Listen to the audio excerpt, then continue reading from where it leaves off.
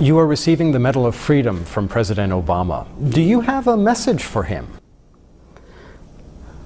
You've done quite well up to now, man. You've done a superb job of work in giving people hope. I mean, that has been what has been so remarkable. You know, that people everywhere in the world have suddenly found that they could walk slightly more upright. And yet, President Obama has set the stage for a continued U.S. troop presence in Iraq for another 2 years, expanding U.S. engagement in Afghanistan, and has not ruled out holding detainees for an indefinite period of time, yes, even outside of Guantanamo. Are you at all disappointed, yes, in him? Well, I mean, one would have said, yeah, I mean, one would have hoped that you could, you know, as he has started, he could go on along. But then, of course, it's you people, you Americans who are, who make it so very difficult, even for a good person with good policies, always to prevail. But President Obama came into office, yes, promising to end the war in Iraq. You have been a severe critic of U.S. actions on the world stage, yes, after the 9/11 attacks, yes, and in particular the U.S.-led invasion of Iraq. That's what I mean. One is said, but then again, you see, you say you started the mess.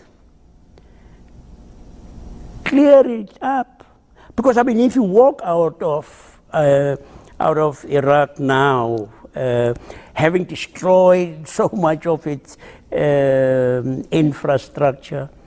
I mean, can you imagine the money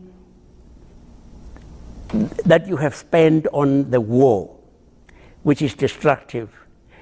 If even half of that had been spent improving the conditions there, it would make it more difficult for a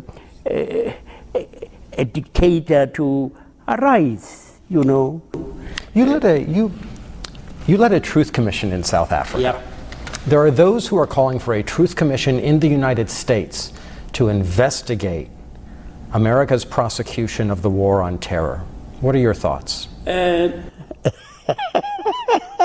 You know, one of the things that used to annoy us most in South Africa was when you had someone come from outside and come along and tell us what we had to do. Nothing annoyed us more.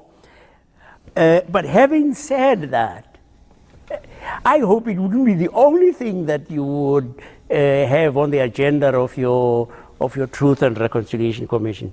I said long ago that I believe that this country, which is an incredible country, I mean, you are some of the most generous human beings I've ever come across. But you are a country that has actually never come to terms with your racism, not come to terms with what you did to the Native Americans. And you see it now and again. I mean, Gates, you know, happens precisely because I think you have not sat down and said, let's have a forum in which all of us are able to speak and speak freely in a safe venue and just speak about the things that have bugged us.